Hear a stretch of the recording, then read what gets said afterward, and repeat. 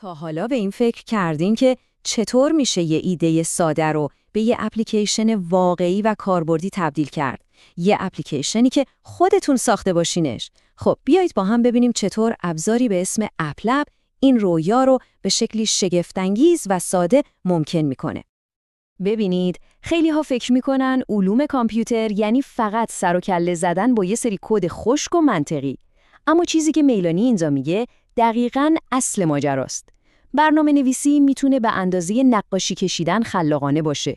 شما در واقع هم معمار اون برنامه هستید و هم هنرمندش. خب، اگه جوابتون به این سوال بله هست، یه خبر عالی براتون دارم. اپلب دقیقاً برای همین ساخته شده. اصلاً هم فرقی نمی‌کنه چقدر تجربه دارید، چون این ابزار قدرت خلق کردن رو مستقیما میذاره تو دستای خودتون. پس اپلب دقیقاً چیه؟ فکر کنید یه جور جعبه ابزار دیجیتاله که code.org ساخته.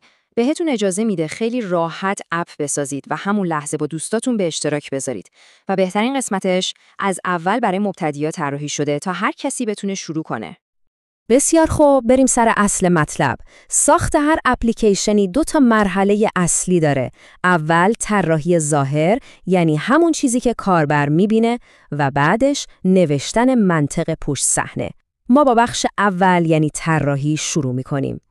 تو اپلب شما 2 کلاه مختلف سرتون میذارید. یه بار کلاه طراحی رو سرتون میکنید و تو حالت طراحی روی ظاهر اپ کار میکنید. یعنی رنگ‌ها، دکمه‌ها، تصاویر. یه بارم کلاه برنامه‌نویس رو میذارید و تو حالت کدنویسی به اپلیکیشن جون میدید و بهش میگید که چطور رفتار کنه. فعلا کلاه طراحیمون رو سرمون میذاریم. فرایند طراحی به طرز لذت بخشی ساده است. وارد حالت طراحی میشید، یه عنصر، مثلا یه دکمه رو برمی‌دارید و میکشید روی صفحه. به همین راحتی. بعد میتونید هر طور که دوست دارید جابجاش کنید، اندازش رو عوض کنید و ویژگی‌هاش مثل متن و رنگ رو کاملا شخصی سازی کنید. و اینم یه ترفند حرفه‌ای که بعداً کلی به دردتون میخوره. همیشه به چیزایی که اضافه می‌کنید یه شناسه با معنی بدید. مثلا به جای اینکه اسمش باتن 1 باشه، بذارید رایت باتن. این کار ساده بعداً که میرید سراغ کدنویسی شما رو از کلی سردرگمی نجات میده. خب، اپلیکیشن ما حالا یه ظاهر قشنگ داره، اما راستش هنوز مثل یه ماکت بیجونه. وقتشه که بهش مغز و منطق اضافه کنیم. پس بریم سراغ بخش دوم، نوشتن قوانین بازی. و اینجا دقیقاً همون جاییه که جادوی اپلب خودشو نشون میده. حفظ کردن دستورات پیچیده رو کلاً فراموش کنید.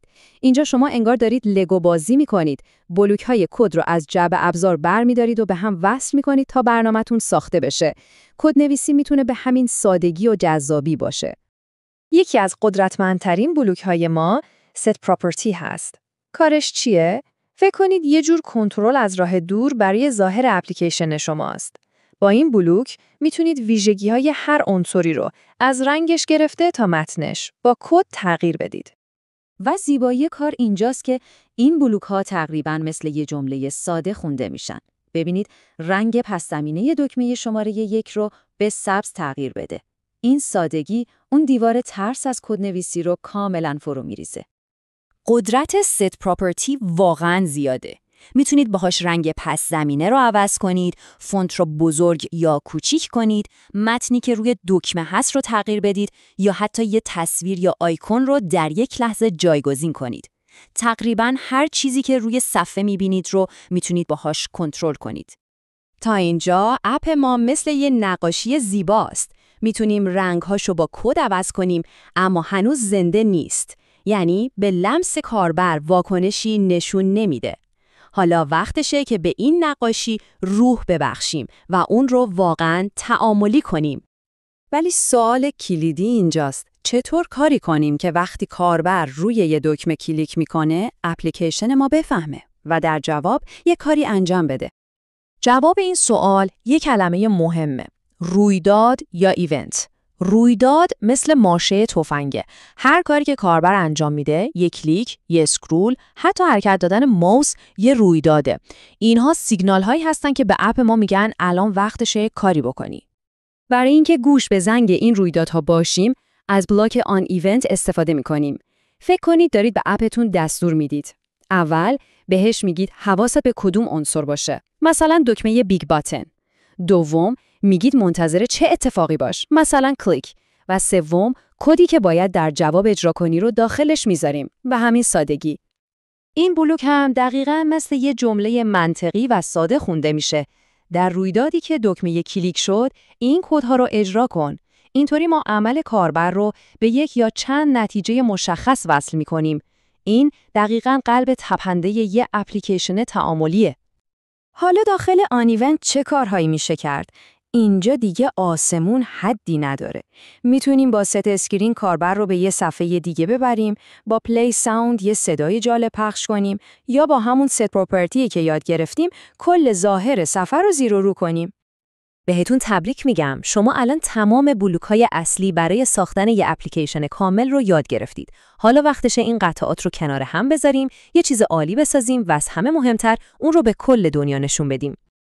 شاید این بلوک‌ها خیلی ساده به نظر برسن، اما اصلاً فریب سادگیشون رو نخورید.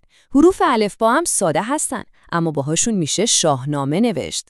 این بلوک‌ها الفبای شما برای خلق کردن اپلیکیشن‌های شگفت‌انگیزن. تنها محدودیت خلاقیت خودتونه. با همین دانشی که الان دارید، آماده اید که چیزهای فوق‌العاده‌ای بسازید. مثلا چی دوست دارید خلق کنید؟ یه آزمون شخصیت شناسی باحال برای دوستاتون، یه کارت تبریک دیجیتال متحرک برای خانواده، یا شاید هم یه بازی ماجراجویی که پایان داستانش دست خود کاربره. و اما میرسیم به لذت بخشترین مرحله. وقتی شاهکارتون آماده شد، به اشتراک گذاشتنش فقط چند ثانیه طول میکشه. روی دکمه شیر کلیک میکنید و میتونید لینک رو مستقیما برای هر کسی پیامک کنید یا تو شبکه‌های اجتماعی برای همه به نمایش بگذارید. و یادتون باشه، ما امروز فقط به سطح اقیانوس توانایی‌های اپلب یه ناخنک زدیم. یه دنیای خیلی بزرگتر از امکانات پیشرفته‌تر مثل کار با داده‌ها و انیمیشن‌های پیچیده منتظر شماست تا تو شیرجه بزنید.